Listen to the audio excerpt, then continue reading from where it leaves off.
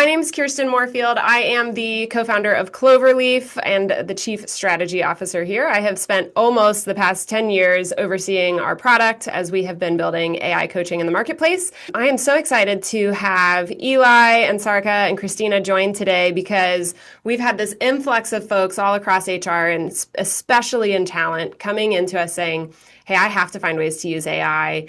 I'm not really sure exactly how to. I know it seems like we are in the state of everyone is starting to experiment, and we get to hear stories all the time. And so we wanted to start to put some people on display who can share tactical ways that AI is working, is not working in the talent space, promises that we are still hoping to fulfill, or things that really are possible. I'm going to kick it over to Sarika. Can you give us a quick intro on your career, how you got to where you are, and any context that would be helpful for folks today? Yes, absolutely. First, thank you so much for having me. I was getting distracted because I saw Kaya said she's on her job search, and I was just sharing Bonnie Dilber, who's the leads recruiting at Zapier, was just posted about how you could like use Zapier to build an agent to do a lot of the Great. searching. And wow, it's like so cool. So Kaya, Great. hopefully that's helpful. I would love to hear if it works, how it works. But I'm Sarika Lamont. I'm the Chief People Officer at Vidyard. Vidyard's an AI powered video-based GTM tool. I found my way into HR. I haven't been in HR forever. I'm sort of one of those weird ones that have come from like all different backgrounds, started in sales and marketing, found my way into consulting, and where I managed people and contracts and with the government and government clients. I fell into I guess HR by way of talent development because I was at a company that was a startup that grew really fast and I had been there a long time. Just loved the people. And because of that, I was like, oh, I could figure this out. Like I'm gonna go build this, this, and this, and then we're gonna connect these things. And I was business side of things kind of fell into it because I loved the people and I could see what wasn't working as a connector.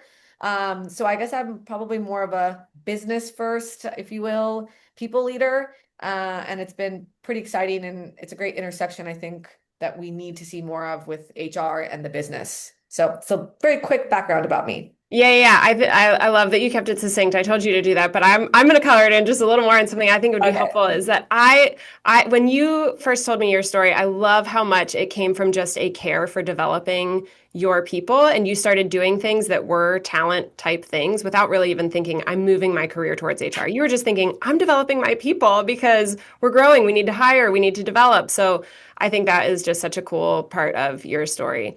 Christina, can you intro yourself for the audience? Yeah, for sure. I'm still waiting to see that child who is 10 years old say, I want to be in HR. I want to do talent, right? I mean, I have yet to see that child anywhere on the planet. So, to your point, we fall into it, and a couple of decades working in the space, clearly did not have that view to begin with. Trained as a therapist, also was in business and was starting a real estate business, doing all kinds of fun things. And then the intersection landed in talent and HR and everything that supports those centers of excellence. So, in a nutshell, that's my career, and I continue to support all of those needs that an HR department needs. Specifically, now we're looking very, very deeply at how AI can help us. And we have, give or take, looked at the numbers just last night, 20,000 tech tools that we get to choose from, right? From an HR space, from a business space. And then when you look at the HR tools specifically, we're at 1,000 or more. And, then we're looking at magic quadrants and we're trying to narrow it down into those tools that are best for our environment. So this conversation hopefully will help people at least get a few ideas and not have to, kind of run through all of those choices and feel overwhelmed. We want it to be very doable at the end of this conversation, something I can do. Yeah, awesome. Well, Christina, we are so happy to have you with us today. Eli. Yes, hi, Dr. Eli. I lead the global learning and talent development at Wix. Wix is the company we can create your own website and now also apps using Base 44. It's so easy to create any kind of website for your business, for a blog, whatever you want. It's funny because people say, Dr. Eli, what's your PhD in? So I'm coming from academia. My PhD is in nuclear physics. I come from a very scientific kind of world, but this is how I see talent development and also learning and development. I see it also as a science myself, and I bring the data aspect, the numbers, the scientific approach to things. and how we can bring this to the business world, and how we make things better, and making things in a way that is very well thought in terms of numbers, ROI, all the data. I'm that kind of guy. Awesome. I hope you hear that we have panelists here who come at this from a couple of different angles, but all of them from the perspective of people first, people first. And I know that is across HR, but what's unique about these folks is also the people first for productivity, because we've lived the problems of the ops and the business side of things. So, all right, folks. Eli, I'm going to kick it off with you again. Can you share what's something you're doing right now in talent with AI? So our problem with at Wix is mostly our onboarding for the business people, specifically with the customer support, because Wix as a product is very, very complex. Our onboarding was around 3 months of literally onboard every customer support agent. And that was nuts, because the amount of knowledge we expected from each customer support agent was insane. So I always say use AI to remove friction, to create scalability. How do we make things that employees have access to the knowledge and find the knowledge that they need instead of memorizing it, right? So again, this is really the challenge is not the lack of training. It's really about finding the right answer at the right time and how to communicate clearly to the customer, right?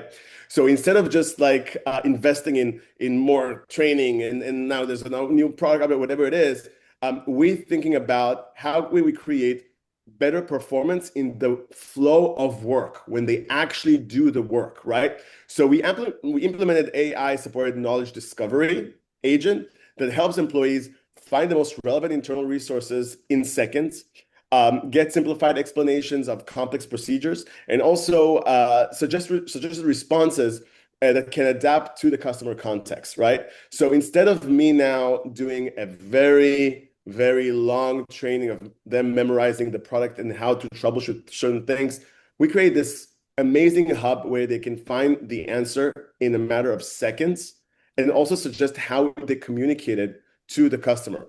So it didn't really replace training, but we invested the training that is more focused on the judgment, the communication, the customer empathy, more of the soft skills element of things, and the human skills that AI cannot replace, right? Yeah.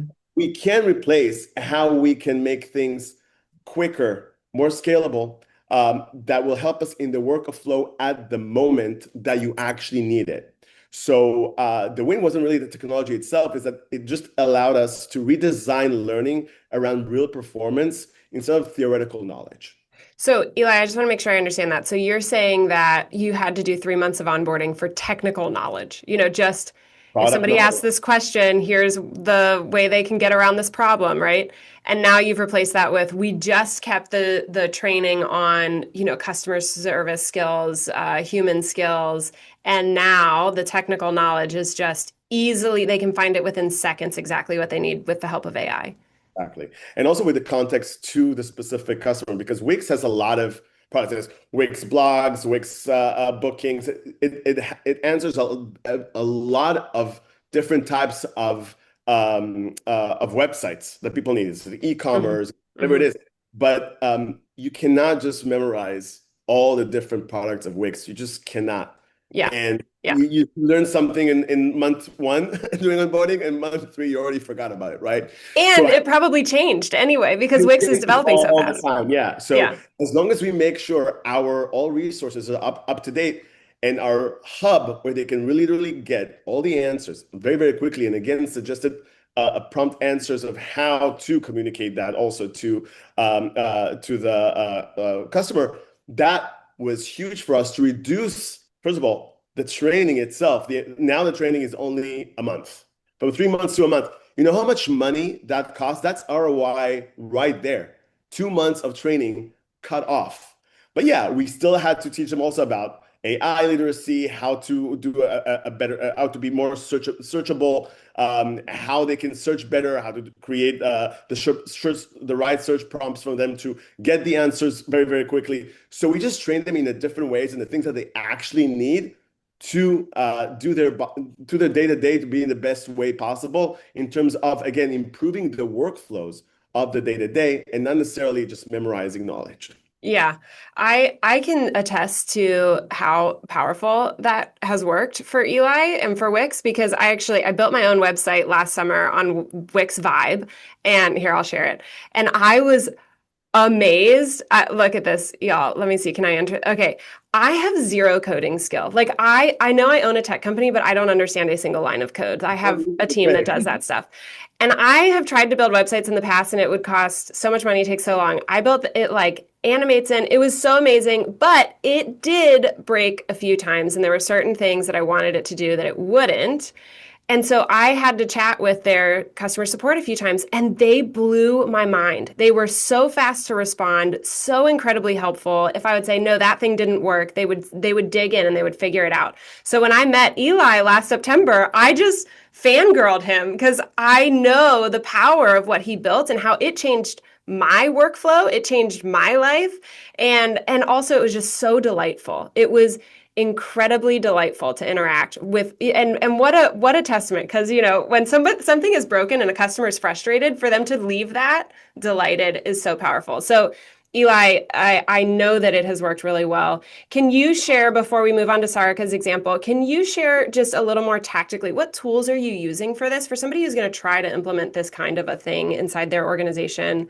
Just high level, they can LinkedIn DM you if they need more content. I mean, you can create basically your own ChatGPT, but based on all the data and knowledge base of your own company. So it's like an internal AI tool that it's called the Wix Model Hub, and you can search anything within that hub, and it connects to all the most updated resources that Wix has internally, but also externally. So we have a lot. So sometimes we can suggest specific articles that even the customer can read. And obviously things are only internal as well. So if you can create kind of your own AI tool internally that can use the database from all of the knowledge and the database that you have internally, that can help you find almost anything that you need at the right moment. So yeah, I mean, we're lucky enough to have our own AI tool and we're a tech company, so it's easy. Yeah. But I'm sure there are other tools that can help you do that in your own company as well. I'm confident you could work with an Anthropic, which is Claude's AI, or OpenAI for ChatGPT. You could work with any of those and create your own separate instance that's not training the global LLMs, but is just training your very own, where you could make that proprietary. So thank you, Eli, for sharing that. And again, if anyone has specific questions, put them in the Q&A. We are here to answer that for you. All right, I want to build a website now. I'm like looking at your website. I'm like, this is so good. Oh, I was blown away. I was really, really blown away. Many websites of really famous like brands and companies are Wix based, and you don't even know that. Yeah. Oh, I bet. Well, I mean, I've always like wanted to like, everyone's always like, oh, where's all your speaking stuff? I'm like, I don't know. Exactly. You can create your own personal somewhere. I don't know. Website. Yeah. Create your own website on Wix Vibe. Do it.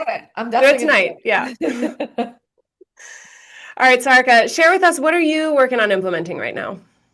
Girl, what are we not working on? There's a lot of things because at Vidyard, I lead AI transformation across the whole organization. So not just what we're doing in the people function, but also making sure that we're driving that type of understanding and enablement and adoption across the whole organization. But I would say it's actually really interesting. There's two things happening and they're kind of go hand in hand. And I know we've talked about this, Kirsten.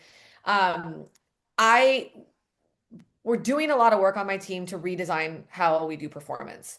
How we design performance when I came, almost 3.5 years ago, it has to look fundamentally different for a couple of reasons. One, the company was different then, different size, even to some degree pre-AI, different products and different things and different outcomes we're marching towards. And so it's just a good opportunity. And we've also changed our system from one system to a new system.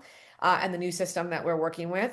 Clar is more of an AI-driven sort of predictive performance and engagement tool. So I'm like, well, this is a great opportunity to just burn the whole damn thing down and redesign and really think about what are we really, like, what are the outcomes we're trying to drive from? And we talked about this in the pre-call, but I think Eli, you also mentioned it is like what AI has, the power that it has given us is the ability to totally rethink the way that we work and just like burn the whole damn thing down. And like, well, wait a second, why have we always done it this way? And also like, why has performance always been this way? Why does it have to be a 5-point performance rating scale? Why does it have to be one review for the entire company that looks the exact damn same when what I do on the people team is fundamentally different than what my engineers are doing, than what, GTM and sales is doing? Like, why they've always said you should never let the technology drive the design of the way that you work inside of your business. But let's be clear, like that's what's happened, especially in HR, because the HR tech of the past has always been pretty rigid. The systems were never set up to take nuance into consideration. Because at the end of the day, what are we doing? We're talking about people. We're talking about humans and performance. And that's different. Every personality is different. Every function is different. Every company is different. Every industry is different. But we design based off what these HR tech tools told us we had to design for. And that's the one thing I've always freaking hated. And probably why I found myself in HR in the first place is like, why? Who the hell says we have to do it that way? So I think the beauty is, well, now I looked at my team the other day and I was like, I'm going to burn the whole damn thing down. I'm sick of getting all the feedback from engineers are telling me one thing, but sales is telling me another. I'm like, let's just do the whole thing. Let's just burn it down and rebuild it.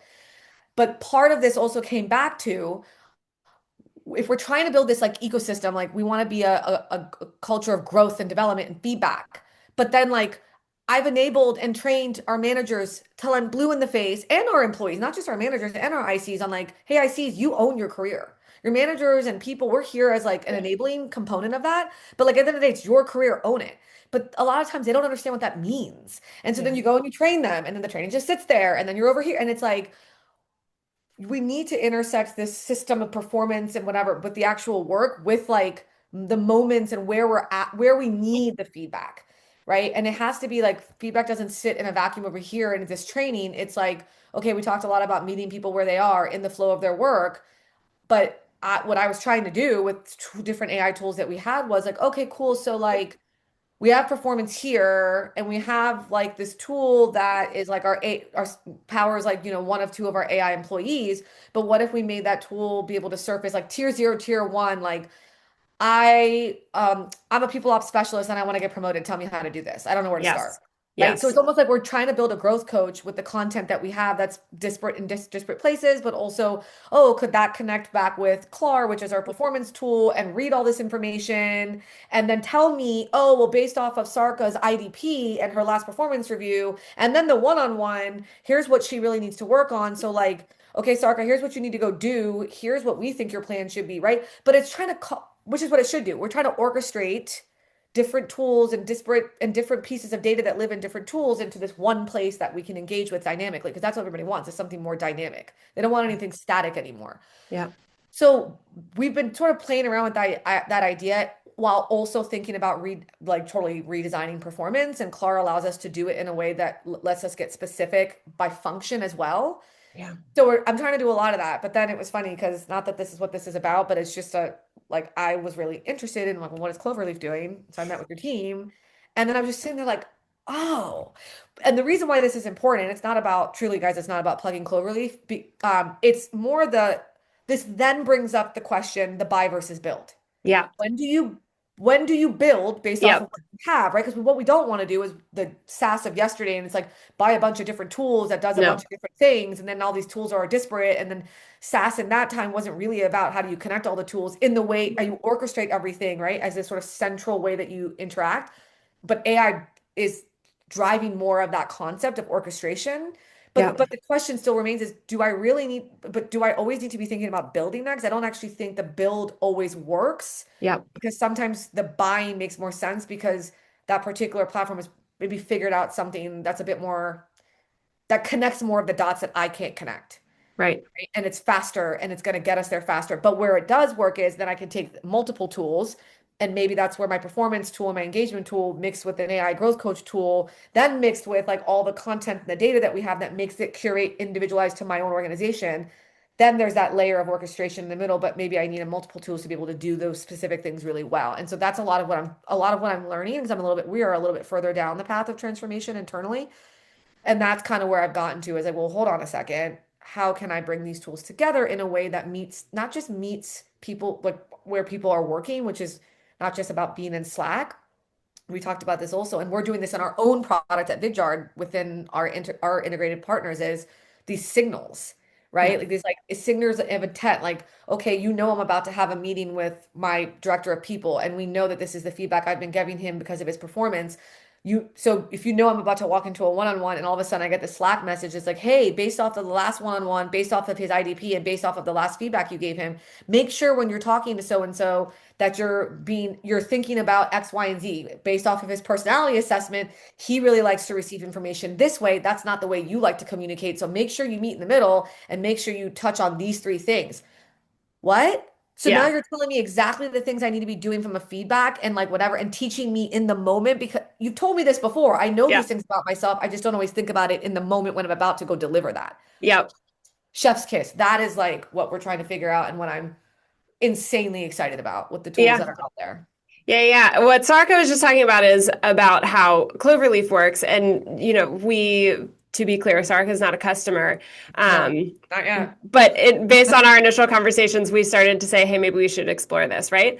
And I think you bring up a really important point of build versus buy, because AI has the promise of anyone can build anything, like my website.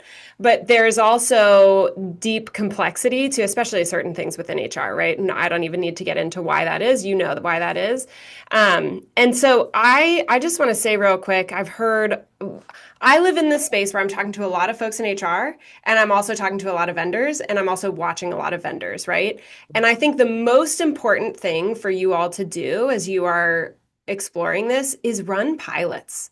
Like, there are a lot of empty promises out there, but there are also a lot of amazing promises that will do what you have only ever been able to dream of before, right? So like what Sarka was talking about of connecting all the data so that you can give the right information at the right time. I think that we all know about AI as that thing that is going to help you do more, faster, better with less, right? And, Sarika, you're leading AI adoption. I'm sure you're in a lot of things where it's like, how do we just get people AI literate to vibe code, to, automate certain things, to build their own agents, that kind of a thing? That's on that side. There's this other side of AI that is, how do we connect all that we have to unlock our dreams, the things that we've built all this for, but it's never been able to accomplish it, which Sarka, as you were talking about that, people were chatting in, preach Sarka, and yes, because we all feel that, right? And that other side of AI can actually help us finally accomplish all that we have dreamed of. So that's exciting to hear everything that you just had to share, Sarka. I want to hear what isn't working, because you have tested so many things. But before we get to that, Christina, share with us, what have you been testing out? What have you been implementing? And then we will get to what's the dark side of this? What's actually not working? Because that's, I think, one of the best ways we learn is from other people's experiences of disappointment. Mm-hmm. So go ahead, Christina. What are you testing out?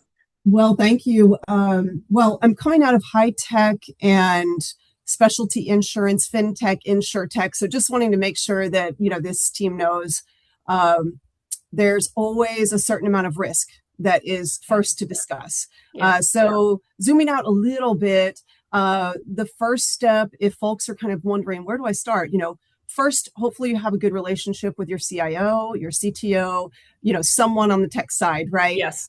Yes. And you're asking them, what is the approved tool? So do we have a Microsoft Copilot, for example? Because what I'm hearing, and not to go into the dark side yet, but what I'm hearing from a lot of folks is folks are experimenting sometimes on their own, and we need to make sure that they're not utilizing personally identifiable information in their experimentations in tools that are not approved. So that's the PSA, unfortunately, that we have to say about how we start.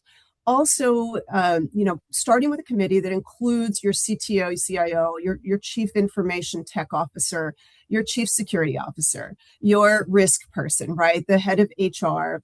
And you may even want to have someone who heads your procurement, because of course they're going to be giving advice about what needs to be in that contract, what's going to make sure that the human side is protected. So, for example, privacy.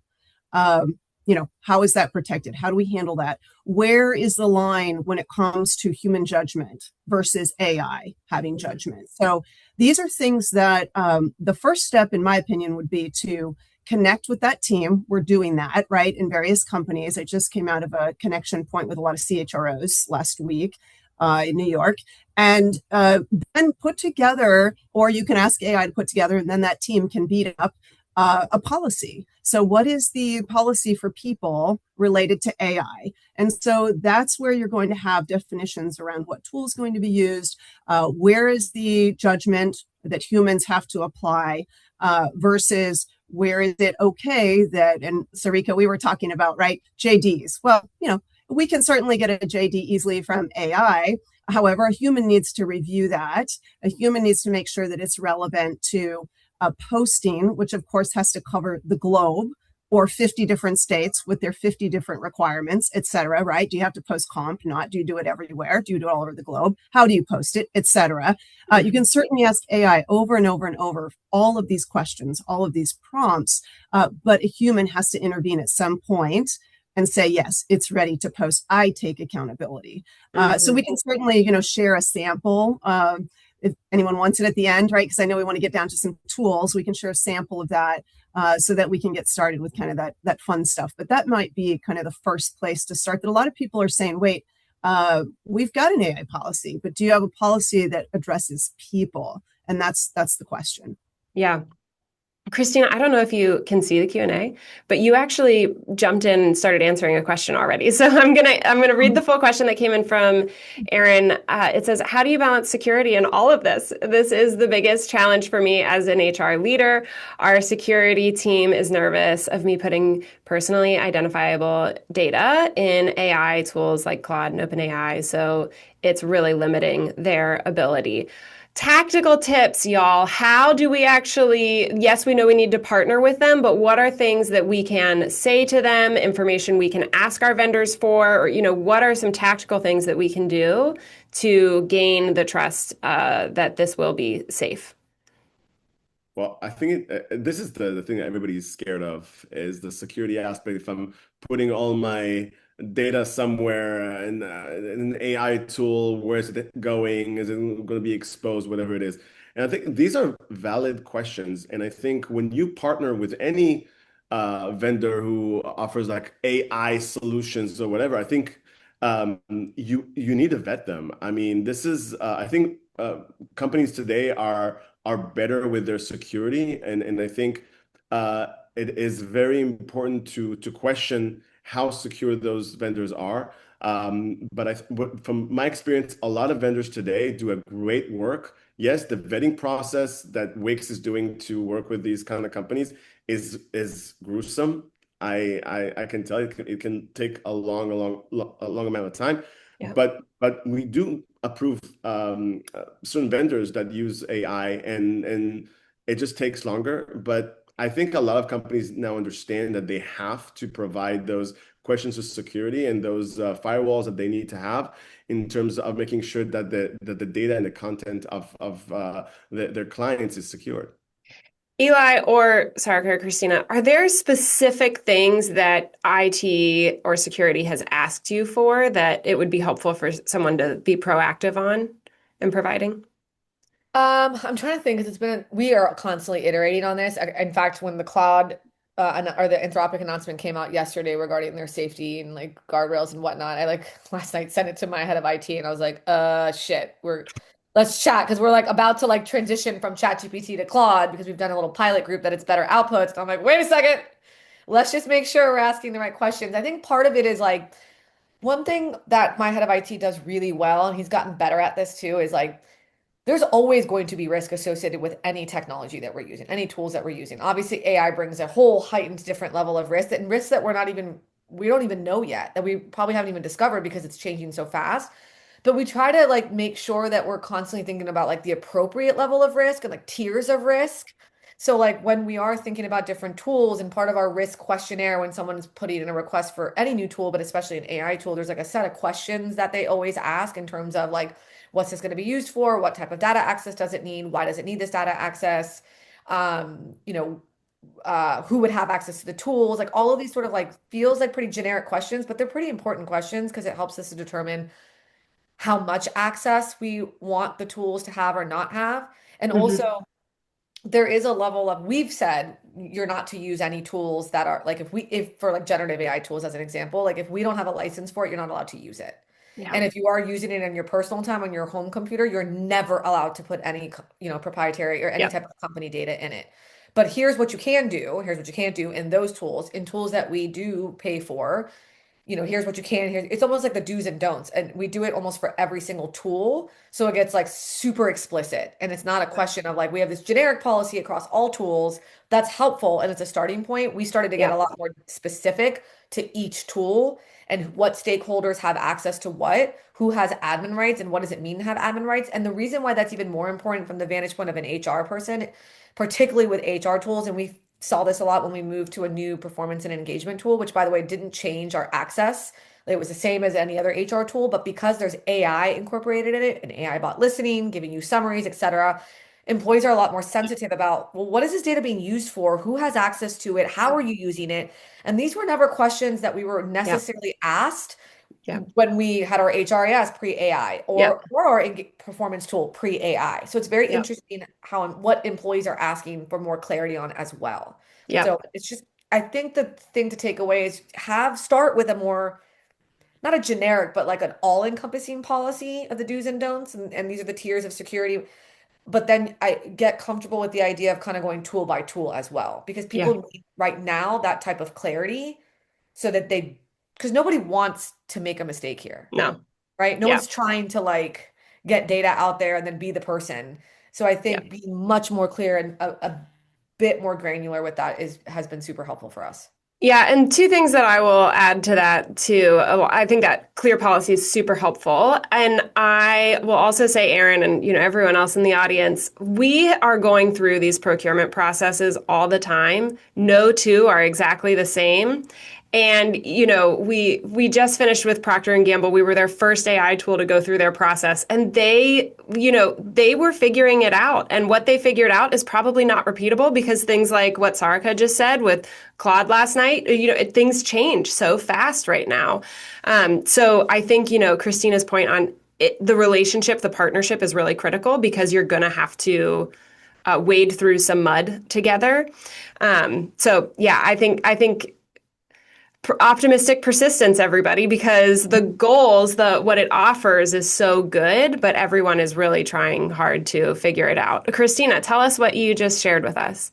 Oh, I just shared a sample that was promised, right? So that you can take a peek at that people certification and then share that, right, broadly. I think it's just supporting what you're saying and what Sarika was saying with Eli.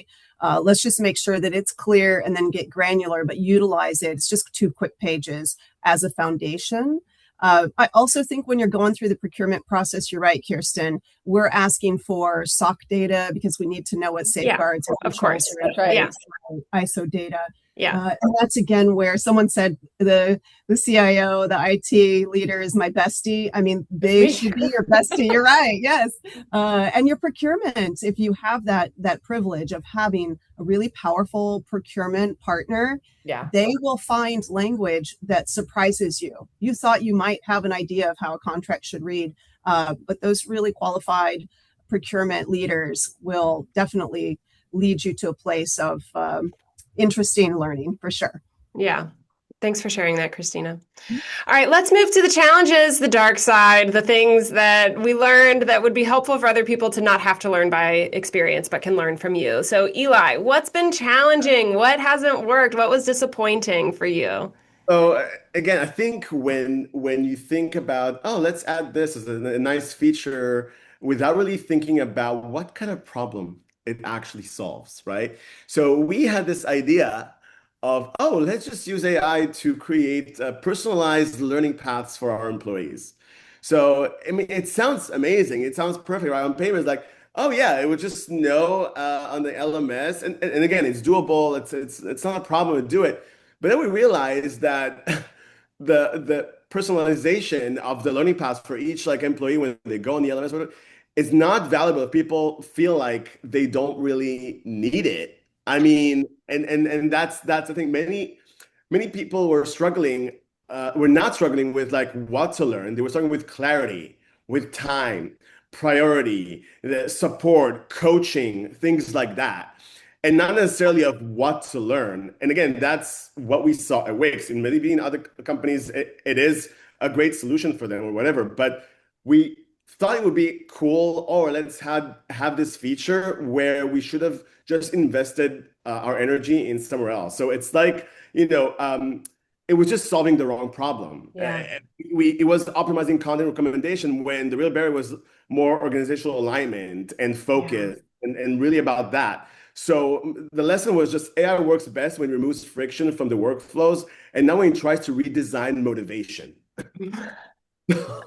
So so that's what we need to, to really work on and not about this because, employees don't just become suddenly engaged because of a system should suggest like smarter course sequence, right? But they do become more effective when AI helps them to solve real problems faster. And that's what they actually needed.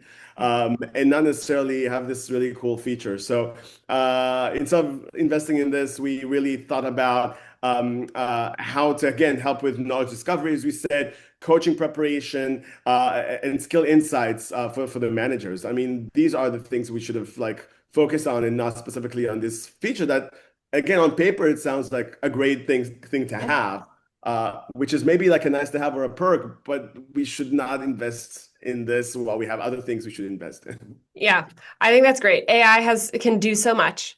Yeah. And so it's easy to just dive right on in.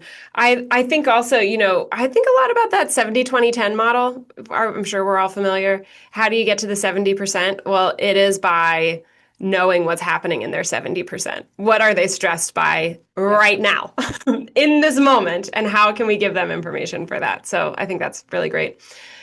Sarika, what's disappointed you? People.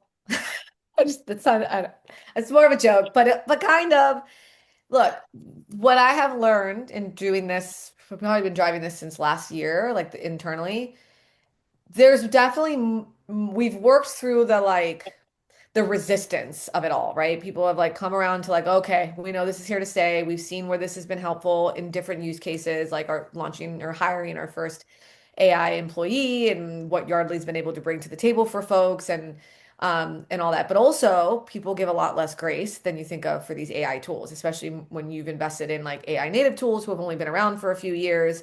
And so, they haven't even hit the tip of the iceberg on like the value and the impact that they can really drive, but it's just like they're solving sort of like one thing at a time and having to think not as much about UI UX. So it's just a lot. There's a lot kind of built into that where Yep. the hype of AI, and that's like not a lot that we can control because that's happening kind of around us, Right. is almost making it harder for us internally to drive a healthy level of that transformation and adoption because it only goes so far. And then people have these like really high expectations for AI and the tools that we're using. But it also comes down to what I'm seeing in my business. People want to use the tools and they recognize that it's helpful. But like outside of just like using it, a generative tool like, oh, help me rewrite this email or help me whatever, like it, a lot of folks haven't really had the time and the space to really understand, well, how do I just like redesign this entire workflow? Right. Because you may have less people on your team than you once did, or we have more priorities than we once did. Insert whatever the potential excuse could be.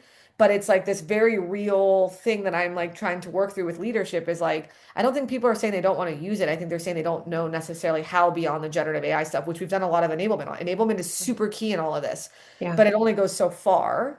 Like you get to a point of like you're getting people, you're driving adoption. That's like your first KPI. I want to drive more adoption and usage. Great. But Right. now that you've gotten that, then what? How do you drive Yeah. real outcomes?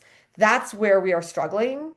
And I don't think it's necessarily that I haven't figured out the right KPIs. I think it's I haven't figured out the unlock of like, how do we get in there and help team by team, function by function, like what's a area of issue you have, and then where can I deploy some champions or people who are smarter with these tools that have the bandwidth to help actually build this for them and then teach them how to do it.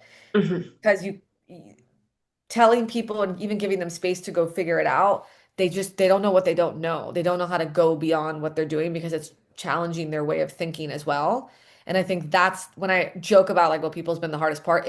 I mean that more like it is the hardest part because it's not necessarily about the technology itself. It's just giving people the space and almost teaching people how to use critical thinking skills on like how to like actually redesign their work differently and like where does the tool fit in. That's a I'm not saying I'm going to be able to solve that, but like that's like what I'm really grappling and probably losing sleep over right now is like, how do I do that? I would say the other element is this was a huge company priority, this time last year, and then driving. And then the second there's another company challenge that pops up, it no longer became like the company, one of the company priorities. It didn't show up as a company OKR anymore.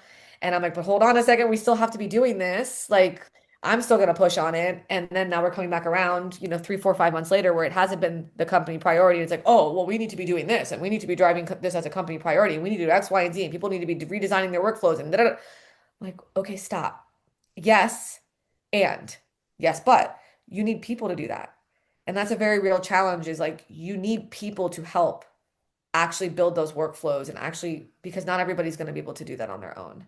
Even So what if I'm hearing you, code, I yeah, don't know how to do that. yeah. So what I'm hearing you say is, okay, we got to the point where people understand Gen AI. Great, Yes. check. Now we are at the hurdle of how do you go beyond that? And there is the unknown unknowns, and so people aren't trying certain things. So how do you equip some champions who can then go have successful use cases, put those folks on display, and then that inspires the imagination of the rest of the organization?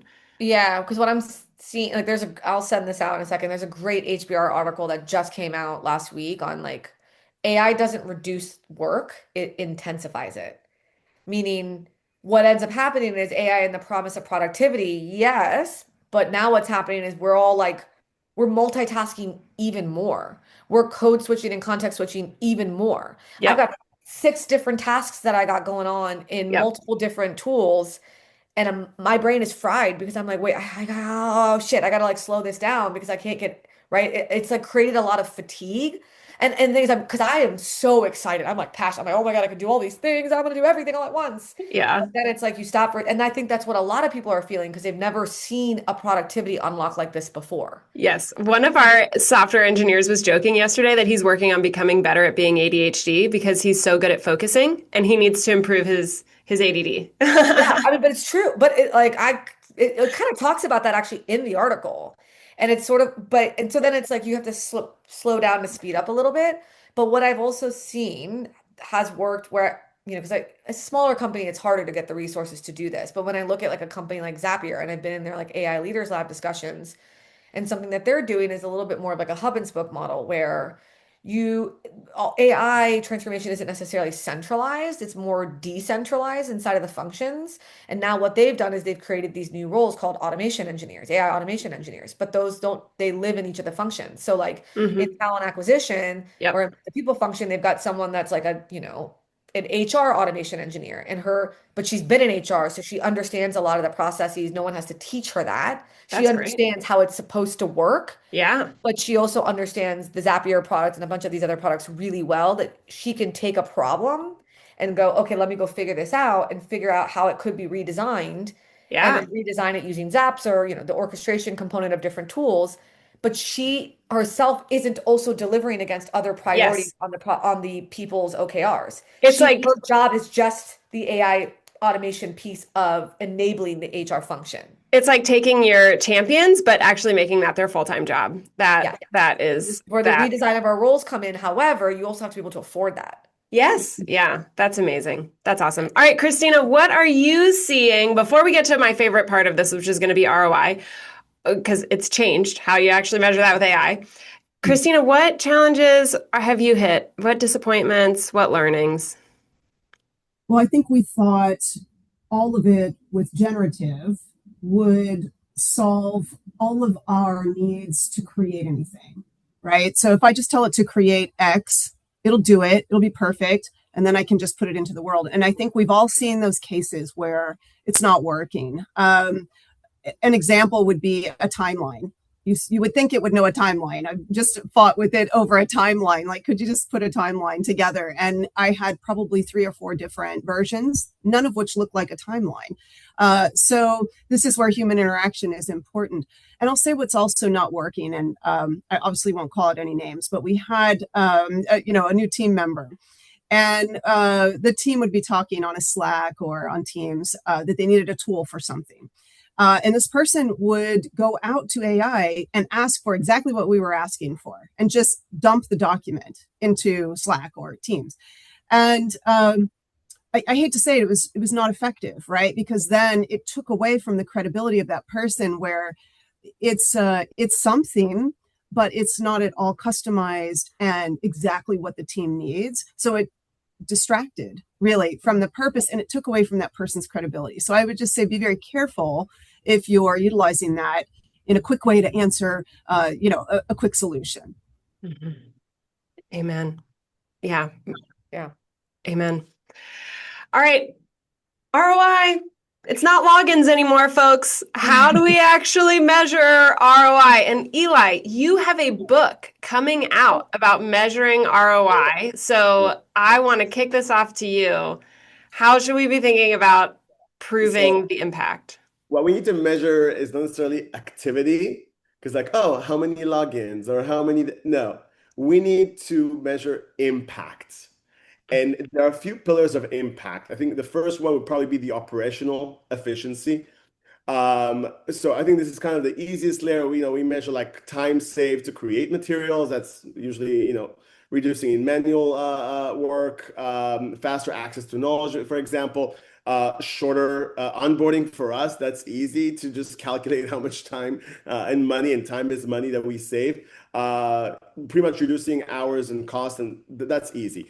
The second pillar, which is kind of like a little bit more complex, is really the performance outcomes of what we created. I mean, that's where, we need to see if AI starts to bring really like a real business values, right? So we look metrics at time to productivity. We looked at how long will it take for someone to be productive now with the new workflow that we implement the AI in, right? How many error rates do we have? The customer outcomes, obviously, manager effectiveness, because when it's really embedded within the workflow, you should see the performance improvement, proficiency, efficiency. You should be able to see that with what you're looking at. We just need to look at the business KPIs that are attached to these performance behaviors that we see improving. And I think the third one, which is kind of like, it's hard to measure, but it is something that we can, is really about the decision quality and capability building, right? Because by the end of the day, we can use AI for whatever, but it doesn't help us as professionals to create better business decisions that will translate to obviously better business outcomes, right? So we need to think about that. So if I can help managers give better feedback, faster feedback, on-the-go feedback, create better prioritization, right? And all these kind of things, really identify the skill gaps earlier, right? Retention, internal mobility, team performance over time. Those things can be impacted by better decision making, and that's again when you embed AI within the workflows, and you meet it where the people actually need it on the day to day. You should see the impact on those specific things. Yeah. And how do folks? How do folks measure that? Are we looking at, our traditional things like our employee engagement scores should change, or, where's the measurement coming from? I think there's internal mobility, for example, that's huge. How many people were promoted to be managers? So we also look at that, and overall team performance, which is whatever the specific team's KPIs are. If we see any improvements in that sense. I think by the end of the day, engagement surveys can help as well. again, these are the things that are hard to bring dollar signs next to it, but you do see impact. And that impact does directly, and sometimes indirectly as well, impact the business. Yeah. But definitely, the operational aspect, we can literally put dollar signs next to it. And some performance outcomes, obviously, you can. But I think this is the trickiest one. But I think this is actually one of the most important ones that is being overlooked. Yeah. It's that helping us, the AI tools that help us make better business decisions on the fly, on the go. Yeah. Like Cloverleaf, right? Yeah, I was actually just going to say, That's exactly what you do. And this is something that's so crucial. Yeah. And I was just going to encourage our audience, work with your vendors on how to get these metrics too, because we've done this customized with different customers because we're at the advent of this. You really can be very creative and ask for anything. The worst that can happen is somebody says, no, I don't think we could do that. Right. So we've worked with our customers and we've seen, to your point, Eli, on talent mobility, people who engage with our AI coach, they get 3 times more promoted to get direct reports and increase their direct reports, right? So those metrics can be found out there. And I encourage you to think big and ask for it and work with your vendors. We can figure it out. Eli, I am going to stick with you for just another second because somebody sent in a question, which I think you kind of started to answer with it's about decision-making quality and some of this, but I'm going to read the question in case there's anything you want to add to it. So, Dr. Eli, I understand how important it is to have the human side to play a pivotal role as we continue to grow in the AI space. Tell me more, how are some of the ways that you're actually tracking results as you implement some of these different tactics to ensure that humans stay centered in the world of AI? So I think by the end of the day, we are here to make all the decision making and the judgment. That's the human side of things. AI helps us get clear, more data or whatever it is to make better business decisions, right? But by the end of the day, we don't let AI decide or strategize. Yeah. It helps us with making things faster, making things more efficient, do all the heavy lifting, all these kind of things. Great. But by the end of the day, we get the data, we get the information, we get the things that we need. But by the end of the day, we make the decision based on that. Because a lot of the time, AI can make the wrong decisions. You know how many times, my dad, it's kind of funny. He always loves to play with ChatGPT and get him wrong. Yep. Literally, eventually, try to mess it up. Eventually we'll get something wrong. And that's where that's the human side that cannot be replaced, right? Yeah. And this is where we are the most crucial aspect of things. But you need all these, AI help to get all that information, to get all that data you need to make better business decisions. Yeah. But we are the humans that cannot be replaced because we will get the best decisions based on what Cloverleaf gives us. Eli, thanks for the plug. And Eli, I want to give you a plug real fast. I am putting your LinkedIn here. I encourage everyone to go follow Eli on LinkedIn because he is coming out with a book that I got to read the manuscript of. And I think it is super helpful and tactical on ways that we can measure ROI better through our talent and learning functions. Sarka, I noticed you also wanted to add something to this question I just asked Eli. Did I? It tells me in the Q&A that Sarka is going to answer this question live. I was just saying we're going to answer the question live. Okay, go for it. Answer the question live. No. Yeah, there was just I was doing more of your housekeeping for you, I guess. Oh, thank you. I would say this is an area that I admittedly have struggled with through the course of our transformation. Because like I said, when it first started, it was more about adoption and usage. And then once you kind of see that you have that over a consistent period of time, you really do have to feel like, or get down to a functional level is what I'm realizing is there's not like a one size fits all KPI. We started kind of looking at like, well, what problems are we trying to solve? Let's say in the sales side, well, productivity is an area, and we might be looking at the ROI of AI tooling and improving workflows in terms of how much can each rep actually, how much more can a single rep be productive? How much more quota can they actually take on and actually be successful in meeting or achieving those quota objectives by way of AI, by improving XYZ workflows? So we're starting to look at things down to that level versus just like catch all KPI for the whole business. And the struggle we've had there is like, I'm putting the onus back on those leaders. Or like, well, you tell me what problem you're trying to solve. Like, what do we think we're going to be able to achieve by leveraging, AI in our workflows or AI wherever in our work? And what are you hoping to achieve with that, such that then we tie measurable outcomes and KPIs specifically to that?